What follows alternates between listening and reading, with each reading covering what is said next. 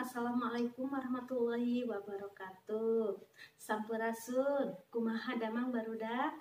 Alhamdulillah, mudah-mudahan dinten ayeuna hidup sadayana aya tinu kawilujengan, aya tinu kasehatan, aya tinu keberkahan lahir sareng batin. Barudak kelas 3 anu soleh sareng solehah tepang deui sareng Ibu Meli tinu bahasa Sunda nyaeta bahasa Sunda semester genap. Kanggo dinten ayeuna naonnya pembelajaranana? Tring. Iya barangkali. Kanggo dinten ayeuna pembelajaranna nyaeta urang ngadongeng. Ngadongeng mana?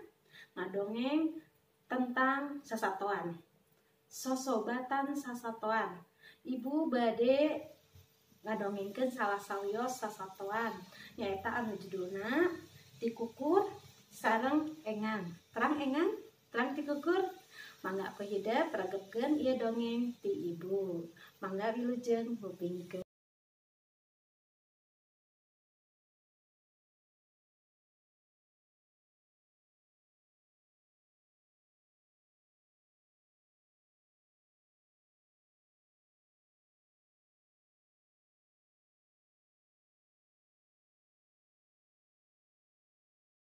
Hidup ke kelas 4, carita dina dongeng najar ukur karangan tapi mata resep. Jaba loba deui dina dongeng teh sok aya nasehat atawa caritana bisa dijieun enteung. Sangkan urang bisa milih mana laku lampah anu bener jeung mana anu teu bener. Ngabandungan dongeng. Ayeuna urang ngabandungan dongeng. Resep geura dongeng Tikukur jeung Engang silih tulungan. Dongeng eta ngegambarkeun sikap silih pikanyaah di antara papada makhluk. Anu ngalalakon dina dongeng teh teu salawasna jalma, tapi deui bangsa sasatoan. Da ngaranna oge dongeng, eta sasatoan teh sok barisaeun nyarita kawas urang. Ayeuna ibu rek maca dongeng Tikukur jeung Engang, pek regepkeun ku hidup. Tikukur jeung Engang, kepluk Engang ragrag kana cai, awakna nangkarak, atuh puguh wae teu bisaeun deui hiber, gawena ngan roroesan bari jangjangna kekeleperan. Sangkan teu titeuleum, tapi lila-lila mah eta Engang teh ngarasa ripuh. Komo deui sanggeus jangjangna beuki baseuh mah, manehna geus ampir-ampiran ngarelep. Sabot kitu jol aya Tikukur kalebah dinya. Waktu nenjo Engang keur kekeleperan dina cai, Tikukur gancang macok regang terus disodorkeun kalebah Engang.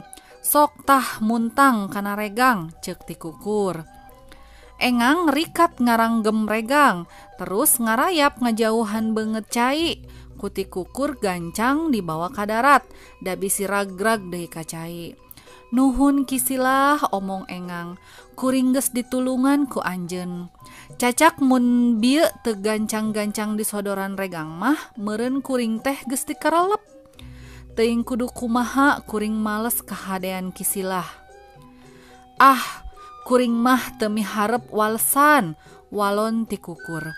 Kapan ari silih tulungan teh kawajiban urang.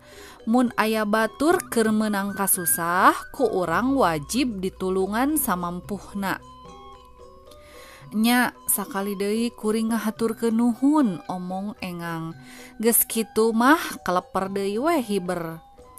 Dina hiji poe Tikukur keur euteup dina dahan bari ngelak disada Tikukur, guk Tikukur, guk guk tah. Tikukur teu apaleun yen dihandapeun tangkal aya paninggaran keur ngintip. Bedil mimisna geus dikokang, ngan kari ngabekaskeun, malah kucubung bedil teh geus dilalempeng kana dada Tikukur. Sabot kitu, Engang anu kungsi ditulungan ku Tikukur hiber kalebah dinya.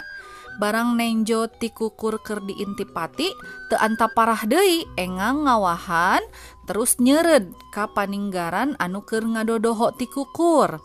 Peletak tarang paninggaran teh diseureud, kacida wae reuwaseunana, tepi ka bedilna ragrag, tarangna karasa nyeri mani pohara. Karanganan diseureud Engang tea keur panas jeung peurih teh, nyanyautan deui. sarta bareuh saharita. Barang ngadenge aya nu ngaguluprak ti kukur karasa kagebah. Terus hiber tina dahan. Breh katenjo aya paninggaran keur ngusapan tarangna. Anu bareuh. Bari digigireunana aya bedil ngagoler. Atuh teg wae ti kukur nyangka yen dirina cikeneh tas didodoho rek di bedil. Tapi kunaon bedilna ujug-ujug ragrag. Bari tarang paninggaran teh bancunur. Ti kukur kakaranyahoeun naon anu jadi sababna sageus nempo engang keur hihiberan. Pasti eta paninggaran teh diseureud ku engang. Tuluy wae ti kukur hiber nyamperkeun engang. Nuhun anjeun geus nulungan kuring, ceuk ti kukur. Ih, apan urang teh wajib silih tulungan, tembal engang. Kumaha rame dongeng ti kukur jeung engang teh.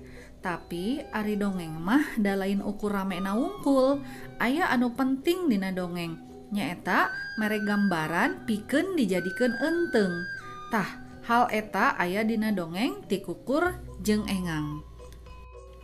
Sabab kitu urang teh kudu silih pikanyaah papada makhluk. Udah pasti lu anu soleh sareng soleha nembe hidup tos ngupingkeun dongeng engang sasobatan jeung ti kukur.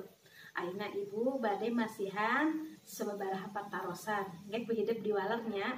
Walerna teh kedah dicatet cekap ke ibu engke di pasihan Google Form-nya anu online lah. Ke ku hidup diisi naon wae sih anu dongengkeun ku ibu teh.